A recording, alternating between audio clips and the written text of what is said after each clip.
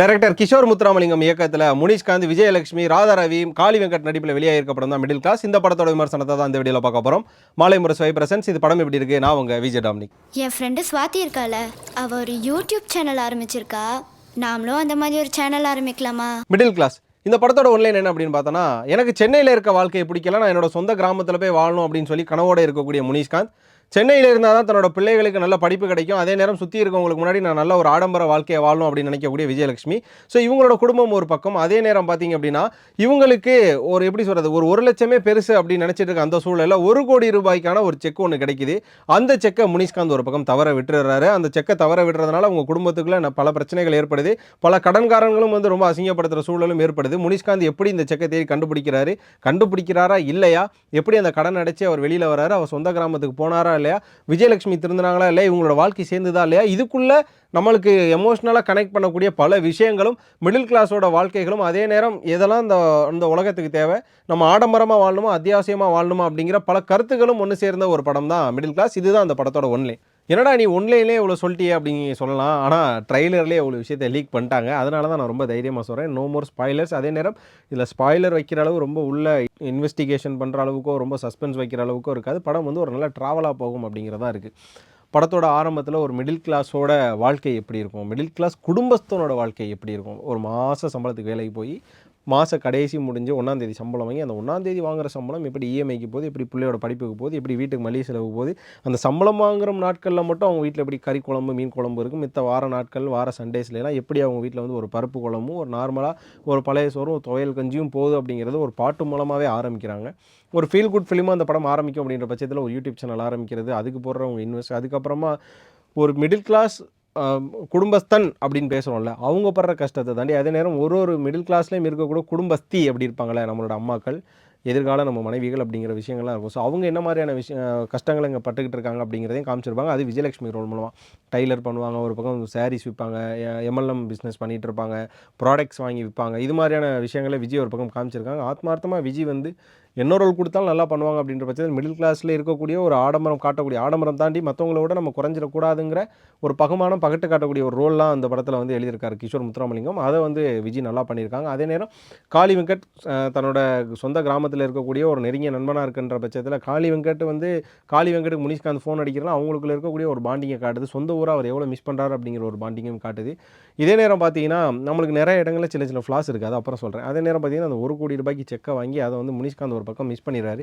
Miss பண்ணும்போது நமக்கு முனிஷ்காந்த் மேலே எந்த அளவு கோவங்கள் வருதோ, அதே நேரம் இது தொலைச்சிட்டாரு, இனிமேல் என்ன ஆக போகுது அப்படிங்கிற பதப்பதைப்போட இந்த படத்தோட இன்டர்மிஷன் நடக்குது. அந்த இன்டர்மிஷனுக்கு அப்புறமா அந்த செக்கை தான் தொலைச்சிட்டானே, திரும்ப வேறு செக் வாங்கிடலாம் நீங்கள் யோசிக்கலாம். இதை நம்ம யோசிக்கிறப்ப டேரக்டர் அதை யோசிக்க மாட்டாரா?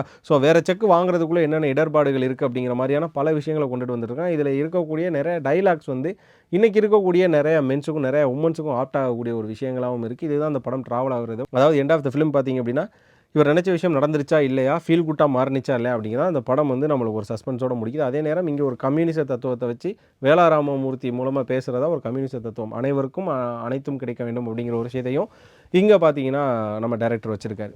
இதெல்லாம் இந்த படம் ட்ராவல் ஆன விதம். அதே நேரம் இந்த படத்துக்கு பாசிட்டிவ் அண்ட் நெகட்டிவ் அப்படிங்கிற ஒரு விஷயம் இருக்குது. முதல்ல இந்த படத்துக்கான பாசிட்டிவ் என்ன அப்படின்னு பார்த்தீங்கன்னா, அண்ணன் முனிஷ்காந்த் இவ்வளோ நாள் வந்து அவர் ஒரு நல்ல சப்போர்ட்டிங் ரோலாக பார்த்துட்டு, ஒரு செகண்ட் ஹீரோவாக பார்த்துட்டு, ஒரு படத்தை எடுத்துகிட்டு போகக்கூடிய காமெடி மூலமாக ட்ராவல் பண்ணி எடுத்துகிட்டு போகக்கூடிய ஒரு நல்ல ஆக்டராக பார்த்துருப்போம்.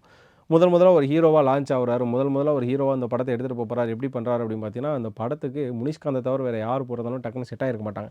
ஏன்னா குடும்பஸ்தன் படத்தில் மணிகண்டன் ரோலாக எடுத்துகிட்டு வேறு யார் போட்டதாலும் எப்படி செட் ஆகிருக்க மாட்டாங்களோ, அதே மாதிரி இந்த மிடில் கிளாஸ் படத்தில் முனிஷ்காந்தனை தவிர வேறு யாரும் செட் ஆகிருக்க மாட்டாங்க. அந்த இன்னோசென்ஸ் கலந்த காமெடி, இன்னோசென்ஸ் கலந்த அழுகை, இன்னோசென்ஸ் கலந்த ஒரு ஃபேமிலி சுச்சுவேஷனை டேக்கிள் பண்ணுறது, அந்த மனுஷனுக்கு தான் ஒரு வயல், ஒரு நாற்று நடுறது, ஒரு பழைய சோறு, பச்சை மிளகான்ற வாழ்க்கையெல்லாம் நல்லா செட் ஆகுது அப்படின்ற பட்சத்தில் முனிஷ்காந்த் இந்த படத்துக்கு மிகப்பெரிய ப்ளஸ். அதே நேரம் விஜயலட்சுமி இந்த படத்துக்கு ஆகப்பெரும் ப்ளஸ்.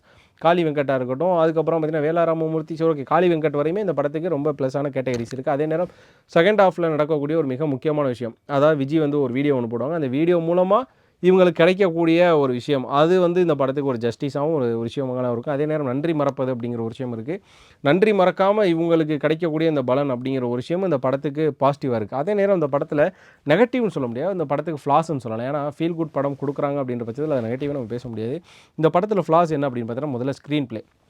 இப்படி ஒரு படம், அதாவது இந்த படத்தோட ஒன்லைன் என்ன அப்படின்னா, கஷ்டப்பட்டுக்கிட்டே இருக்க முனிஷ்காந்துக்கு திடீர்னு ஒரு ஜாக்பாட்டாக ₹1 கோடி செக்கு கிடைக்குது. அதை அவர் தொலைச்சிடுறாரு. அதுக்கப்புறமா அவருக்கு என்ன நடக்குது, அந்த செக்கு திரும்ப கிடைக்குதா இல்லையா, அவர் கோடீஸ்வரன் ஆகிறாரா இல்லை கடைசியில் மிடில் கிளாஸாக இருக்கிறாருங்க தான் கதை. அப்போ இதை எப்படி எடுத்து போகலாம்னா 2 எடுத்துகிட்டு போயிருக்கலாம். ஒன்று ஃபன் கலந்து எடுத்துகிட்டு போயிருக்கலாம், இல்லைனா வந்து முழுக்க முழுக்க எமோஷனலாக எடுத்துகிட்டு போயிருக்கலாம். இல்லையா குடும்பஸ்தன் மாதிரி முதல்ல அவர் வந்து ஆப்பில் கடன் வாங்கி அதை சமாளிக்கிற வரையும் காமெடியாகவும், அதுக்கப்புறமா அவர் ஃபேஸ் பண்ணக்கூடிய விஷயத்தை வந்து எப்படி எமோஷனலாக அந்த மாதிரி எடுத்துகிட்டு போயிருக்கலாம். பட் இது எதுவுமே எடுத்துகிட்டு போகாமல் ஒரு பக்கம் வந்து சீரியஸான விஷயங்கள் நடந்துட்டு இருக்கும்போது காமெடி வர்றதுங்கிறது நம்மளால் டக்குன்னு ஏற்றுக்க முடியல. முனிஷ்காந்த் அண்ணனுக்கு காமெடி எல்லா நேரங்களும் செட் ஆகும். ஆனால் அது எமோஷனல் எப்படி செட் ஆகுன்றது தெரியல.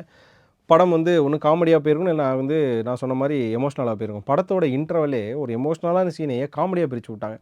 அதை எப்படி கேரி பண்ணி அந்த இடத்துல நீங்களோ நானோ இருந்தால் நம்ம அந்த இடத்துல எப்படி பிரேக் ஆகிருப்போங்கிறதுல அதை வந்து காமெடியாக மாற்றினது முதல்ல ஸ்க்ரீன் பிளேயாக இருக்குது. அதே மாதிரி செகண்ட் ஹாஃப் கொஞ்சம் லேக் அடிக்கிற மாதிரி ஒரு ஃப்ளாஷ்பேக் போர்ஷன் போகிறது, அதுக்கப்புறமா இன்னொரு ஃப்ளாஷ்பேக் போர்ஷன் போகிறது அப்படிங்கிற ரொம்ப லென்த்தான ஒரு விஷயமா இருந்தது.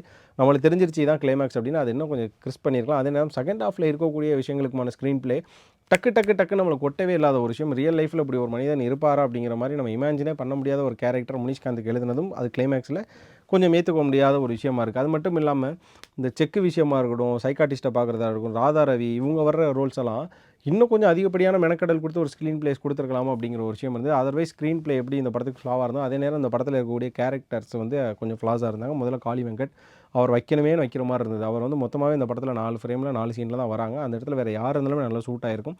அது மட்டும் இல்லாமல் இந்த படத்தில் இருக்கக்கூடிய வேலா ராமமூர்த்தி ஒன்று அவர் ஃபோட்டோ ஃப்ரேம்லேயே வச்சு ஒரு கம்யூனிசம் பேசியிருக்கணும், இல்லை ரியல் லைஃப்பில் வச்சு ஒரு கம்யூனிசம் பேசியிருக்கணும். ஸோ அதுதான் இந்த படத்துக்கு ஹெல்ப்ஃபுல்லாக இருக்குன்னு நீங்கள் சொல்லலாம். பட் அதே நேரம் வேலா ராமமூர்த்தி இவ்வளோ நாள் நம்ம எப்படி பார்த்தோம், அந்த இடத்துல வேறு யாரை வச்சிருக்கணுங்கிறதுல. ஸோ அந்த இடத்துல ஒரு கேஸ்ட்டாக ஒரு செலக்டை இவங்க இன்னும் கொஞ்சம் நல்லா பண்ணியிருக்கலாமா அப்படிங்கிற ஒரு விஷயம் இருந்தது. ஆனால் எண்டில் இந்த கிளைமேக்ஸ் கொடுக்குற சாட்டிஸ்ஃபைடு, அதே நேரம் குரேஷியாக இருக்கட்டும், கோடாங்கியாக இருக்கட்டும், இவங்க வந்து என்ன மாதிரியான ஒரு ஃபியூச்சருக்கு வந்தாங்க, என்ன மாதிரி ஃபியூச்சரில் போனாங்க அப்படிங்கிற ஒரு விஷயம், சென்னைக்கும் ஊருக்கும் இருக்கக்கூடிய ஸ்லாங்கு, அதில் அவங்க பார்க்கக்கூடிய பார்சியாலிட்டின்னு சொல்லி நிறைய விஷயங்களை பேச முற்பட்டிருக்காரு.